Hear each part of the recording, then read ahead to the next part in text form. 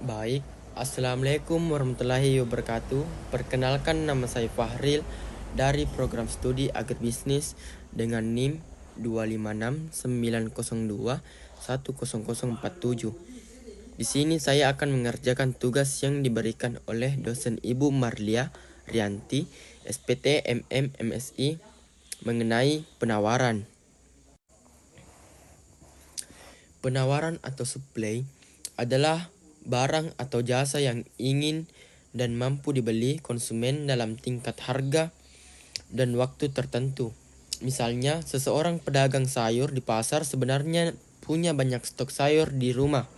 Namun, yang disebut penawaran adalah jumlah sayur yang benar-benar ia bawa dan jual di pasar hari itu dengan harga yang berlaku saat itu. Jika harga naik, biasanya penjual akan membawa lebih banyak barang karena keuntungan yang diperoleh juga lebih besar. Jadi, penawaran selalu berkaitan dengan harga barang, waktu tertentu, dan tempat atau pasar tertentu.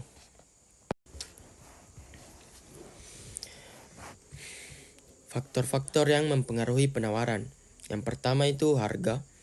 Harga merupakan faktor utama dalam penawaran. Semakin tinggi harga sesuatu barang, semakin besar keinginan penjual untuk menawarkan barang tersebut.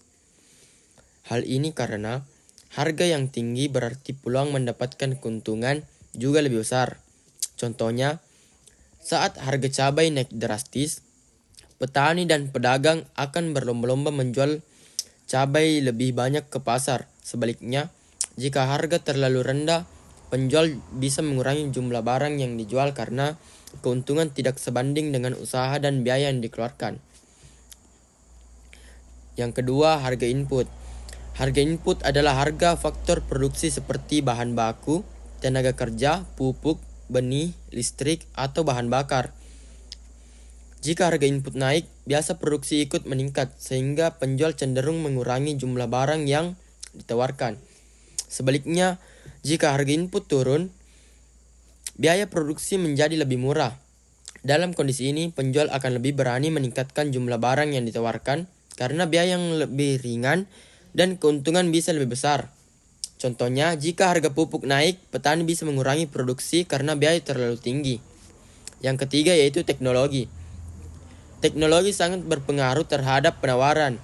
Semakin maju teknologi yang digunakan, semakin efisien proses produksi, sehingga jumlah barang yang dapat dihasilkan menjadi lebih banyak dengan biaya yang lebih rendah. Misalnya, penggunaan mesin modern dalam industri atau alat pertanian canggih dapat mempercepat produksi dan meningkatkan hasil panen.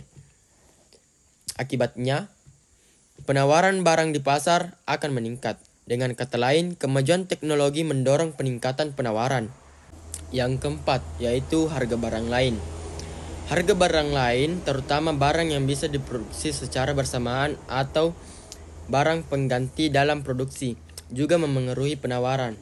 Contohnya, jika seseorang petani bisa menanam jagung atau kedelai, lalu harga kedelai naik lebih tinggi dibanding jagung, maka petani akan lebih memilih menanam kedelai. Akibatnya penawaran jagung menurun, sementara penawaran kedelai meningkat.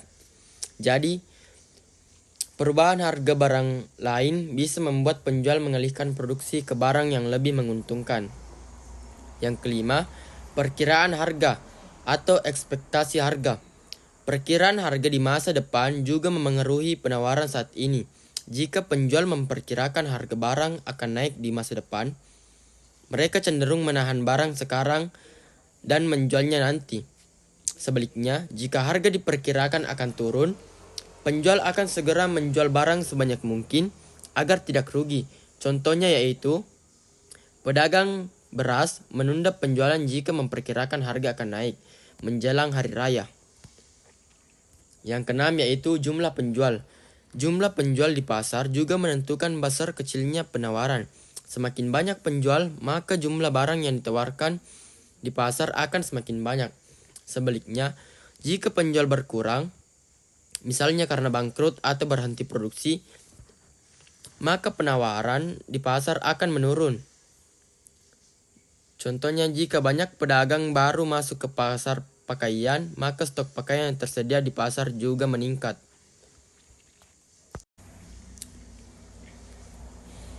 Hukum penawaran. Hukum penawaran menyatakan bahwa apabila harga suatu barang naik, maka jumlah barang yang ditawarkan akan meningkat. Sebaliknya, apabila harga turun, maka jumlah barang yang ditawarkan akan menurun. Dengan asumsi faktor lain tetap ceteris paribus. Istilah ceteris paribus berarti faktor-faktor lain dianggap tetap seperti biaya produksi, teknologi, dan jumlah penjual tidak berubah. Hukum ini terjadi karena penjual selalu berusaha memaksimalkan keuntungan.